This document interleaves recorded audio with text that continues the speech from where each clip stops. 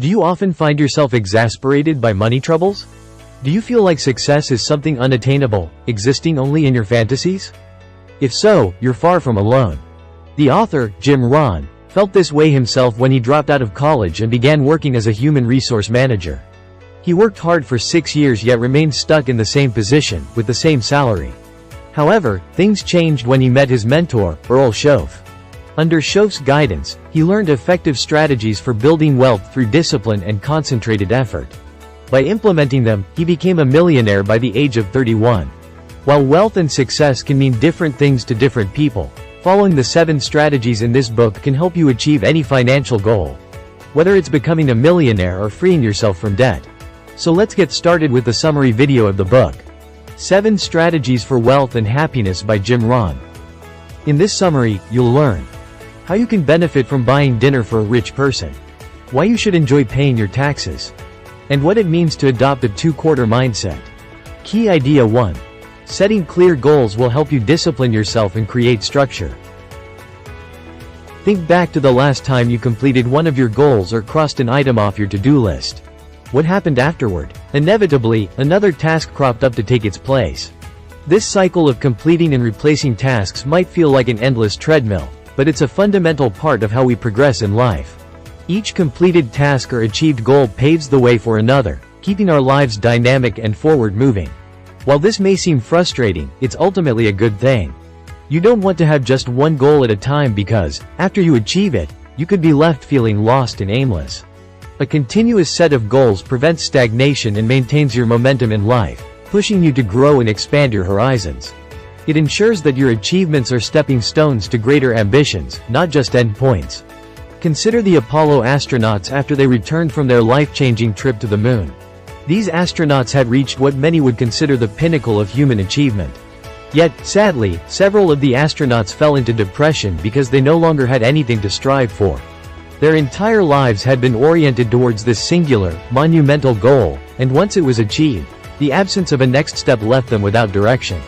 Nowadays, as part of their mandatory training, astronauts develop goals to work toward after their missions are complete.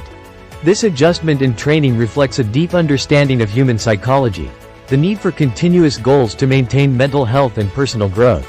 It ensures that astronauts remain psychologically prepared and engaged with new challenges post-mission, avoiding the existential vacuum that plagued their predecessors. You too should have goals. To get started, it's important that you set aside some time to work on them. Goal setting isn't just about daydreaming, it involves structured planning and reflection. This is where the following journaling exercise comes into play, designed to help you visualize your long-term goals and strategize how to achieve them. Grab a notebook and think about what you want to accomplish in the next 1 to 10 years. This time frame allows you to consider not only immediate desires but also more ambitious, long-term aspirations. Then, write down a list of those goals as quickly as possible. The aim is for around 50 goals in total. This rapid-fire method helps bypass overthinking and taps into your genuine aspirations. After your list is complete, assign each goal to one of 4 categories based on how long you think it will take to accomplish: 1, 3, 5, or 10 years. This categorization helps you manage your time effectively and sets realistic expectations for your achievements. Next, balance your list so you don't have too many goals in any one category. This step ensures a steady progression towards various objectives, keeping your motivation fresh and preventing burnout from overwhelming challenges. Then circle the 4 most important goals from each category. You should now have a list of 16 goals in total. These selected goals become your focus points, guiding your efforts and resources to where they can make the most significant impact. Finally, write 1 paragraph about each goal. In the first half of each paragraph, describe exactly what the goal is. Be as specific as possible. Clearly defined goals are easier to achieve. If it's a product you want to purchase, for example, write down the model, color, cost, and any other significant details. Then, in the second half of the paragraph, write down why you want to achieve each goal. Understanding your motivations is crucial. It reinforces your commitment and clarifies whether this goal truly aligns with your values. If you can't think of a strong enough reason, it's possible this particular goal isn't worth your time. In that case, consider replacing it with a different goal that better matches your aspirations and capabilities. After you've refined your list, you'll be able to refer back to it to check your progress and review which goals are still important to you and which aren't. This dynamic document becomes a roadmap for your personal and professional development, adaptable as your circumstances and perspectives evolve. Through this process, not only do you ensure a continual challenge and engagement with your pursuits, but you also maintain a clear sense of direction and purpose, crucial for long-term satisfaction and success. Key idea 2. Self-led learning is the key to wealth and personal development. In most fields, people don't expect to achieve success without years of study and practice. No one would attempt a triple bypass surgery without first studying the human heart for years. So how could anyone expect to become wealthy and successful without ever studying, say, financial management or how to run a business? Fortunately, you don't have to spend time and money at a university to learn how to increase your wealth. Instead, you can do it through self-led learning. One way to get started is to take lessons from your daily life experiences. To do this, set aside time for self-reflection at the end of each day. Try to recall each significant event that happened in as much detail as you can. In particular, try to identify anything you did that worked especially well or poorly. This will tell you what to repeat and what to avoid in the future. Another way to use self-led learning to identify strategies for success is to draw on knowledge from books, videos and audio recordings. In particular, seek out autobiographies of successful people and how-to books, such as the classic Think and Grow Rich by Napoleon Hill. While you're reading successful people's advice, you're bound to have questions. So why not ask those questions to someone who can give you good answers? Here's a counterintuitive way to do it. Find a person you consider wealthy and successful, and invite them out to dinner. Yes, that means you should foot the bill, which could be expensive. But the price will be worth it if you use your time effectively, asking questions about strategies to increase your income. The more time you spend in the presence of successful people, the better. So, try attending talks or seminars to observe the behavior of people you admire. Pay close attention to small gestures, like the way a businesswoman shakes hands. If you can identify habits that successful people share, you can use these in your own life. Whatever method you choose to gather wisdom, it's worth investing a little time and money. Set aside at least 30 minutes a day for learning, and a small portion of your income every month. Why? Because you can invest the knowledge you accumulate in your future, and a few dollars here and there soon begins to add up. Key idea 3. Eliminate barriers to your personal development and increase your value. How many times have you thought to yourself, "It's impossible for me to be on time. That's just the way I am." Or, "I can't help that I'm a messy person." As common as statements like these are, they damage our self-esteem and make us feel like we're unable to overcome our natural tendencies. But in fact, yourself is one of the few things you can change. And by improving yourself, you increase your value as an employee, friend or spouse. Unfortunately, many people look for ways to better their circumstances while avoiding the task of bettering themselves. For example, to get a pay raise, you might negotiate with your boss or even go on strike. But ultimately, these methods can only get you so far, and soon you'll be itching for another raise. What if, instead, you increase your value to the company through higher productivity, better performance and new skills? This would make your boss want to raise your salary. Even better, the skills you'll gain in the process might prove valuable far beyond your current job. To get started on increasing your value, you should first work on eliminating barriers to your personal development. One of the most harmful barriers is procrastination. After all, self-improvement is about setting and achieving goals for yourself. But it's all too easy to put off the most difficult aspects of working toward those goals until the distant future. And because the tasks you procrastinate over accumulate, it doesn't take long to fall behind on your plans. 2 other barriers to self-improvement are blaming others and making excuses. When something goes wrong, it's much easier to point the finger at someone else than accept that a problem lies within you. But when you do this, you're hindering your own improvement. After all, if the failures you experience aren't really your fault, you have no reason to take responsibility and ensure they don't happen again. As you're working on improving yourself, remember that it's often best to do it one little step at a time. Let's say you want to start being more punctual. For instance, try setting your alarm a few minutes earlier each day. Before you know it, you'll have time for a leisurely breakfast in the morning without needing to rush out the door. Try taking on these small challenges in any area you want to improve. Your successes will encourage you to strive even harder and to clear even greater hurdles. Key idea 4. By changing your attitude towards taxes and adopting the 70/30 rule, you'll become both happier and wealthier. For most people, the word taxes conjures up a storm of dreadful images. Endless forms, calculations of expenses and deductions, and parts of your income being whisked away. Worse, taxes often feel like an injustice. You may find yourself thinking, why shouldn't I be able to keep all my hard-earned money? At the beginning of his career, the author asked himself this question too. However, his mentor, Earl Shoaff, urged him to become a happy taxpayer. Why? Because, he argued, your attitude toward money is just as important as how you spend it. A more positive outlook can help you feel less frustrated and more in control of your finances, so you won't feel the need to curse the government for stealing your money. To get into this mindset, think of paying taxes as a way of contributing to society and helping the government improve life for everyone.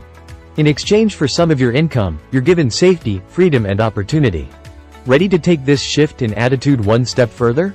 Try looking at the bright side of all your expenditures. For example, whenever you have to buy something, you're putting your money into circulation and contributing to the economy. And whenever you pay your bills, you're reducing your debts and liabilities. Once you feel better about paying your taxes, it's time to turn to your net income. Here, you should adopt the 70-30 rule. The concept is simple. You can spend 70% of your monthly income on needs and wants like rent, food and entertainment. But before you spend any of that money, divide the other 30% as follows. First, donate 10% of your income to charity, to give back to your community and help those in need.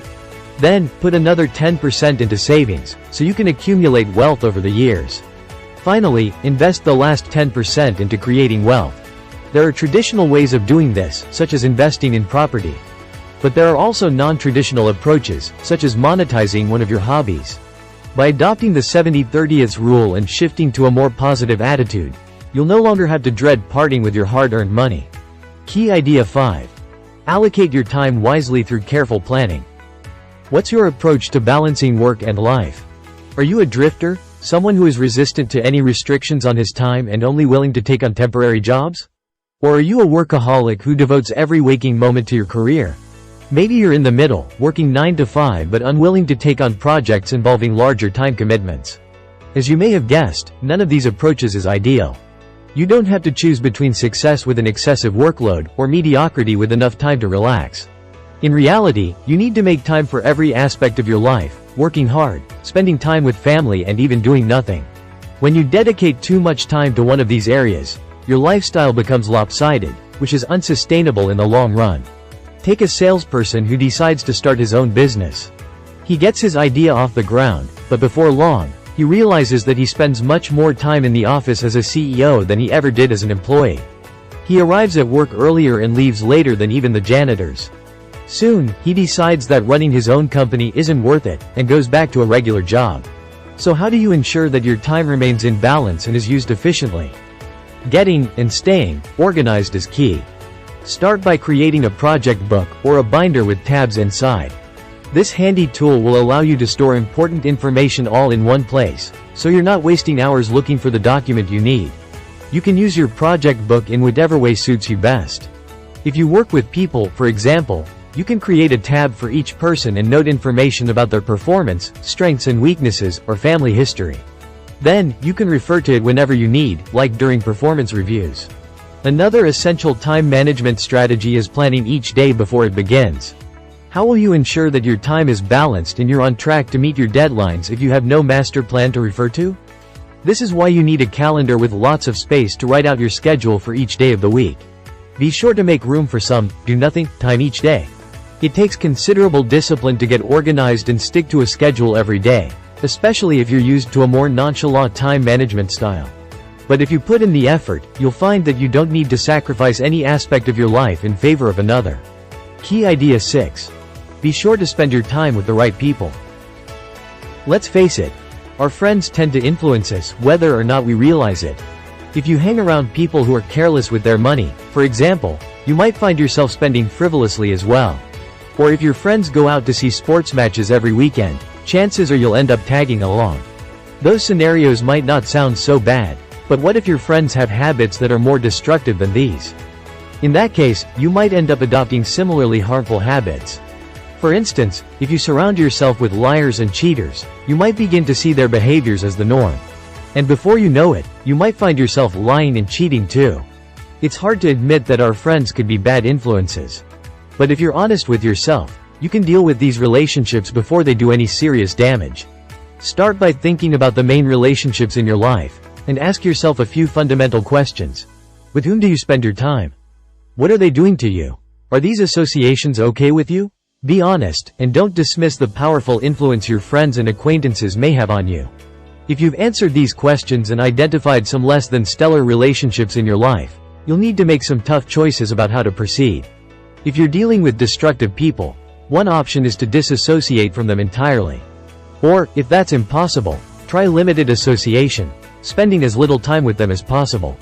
While you're doing that, you should also make sure you aren't spending excessive time on casual relationships that aren't contributing anything valuable to your life. While you might enjoy spending a few nights a week at the bar with your friends, for example, this habit eats away at your time. After you've culled the negative relationships from your life, the next step is to make the most of the positive relationships. Here, you want to have expanded association. That means spending more time with people who are disciplined and determined to succeed, anyone whose mindset will affect you positively. The best way to broaden your circle is to get involved in your community. Join a committee, for example, and you may find yourself invited to play tennis with some influential people in your city. Key idea 7. Learn how to be satisfied regardless of the size of your bank account. We often hear stories of ultra-rich celebrities and business people who are deeply unhappy despite their wealth. How is that possible, when they've reached the peak of success? Unfortunately, although these people have amassed huge fortunes, they likely never learned how to be satisfied with what they have. While many people already agree with the adage that money can't buy happiness, they still assume that more money will make them more confident, charismatic, and generous. But in reality, money can change neither your character nor your satisfaction with life. If you're unhappy and insecure now, chances are those qualities won't just disappear if you become wealthy. For instance, imagine someone who tends to drink too much at social gatherings.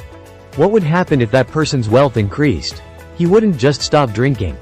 Likely, the extra money would just let him buy limitless amounts of alcohol, worsening his habit. Fortunately, there's a bright side to this theory. If you develop a fulfilling lifestyle now, it will stay with you regardless of the size of your bank account. And a powerful way to increase your fulfillment is by shifting to a two-quarter mentality. To illustrate this way of thinking, the author's mentor once told him to imagine getting his shoes shined. The person giving the shine has done an excellent job, and now you must decide what to tip him, 1/4 or 2. Which one will make you feel better in the long run? If you tip 1/4, you'll save money, but you'll probably end up feeling like a bit of a Scrooge afterward. By being generous and tipping 2/4, however, you'll feel prosperous and confident. A man who attended one of the author's seminars was inspired by the idea of opting for generosity over stinginess. In the past, whenever his daughters begged him for money to buy concert tickets, he would either say no or give in very reluctantly. He was stuck in a 1/4 mindset. However, after the seminar, he decided to surprise his daughters with tickets to see their favorite group.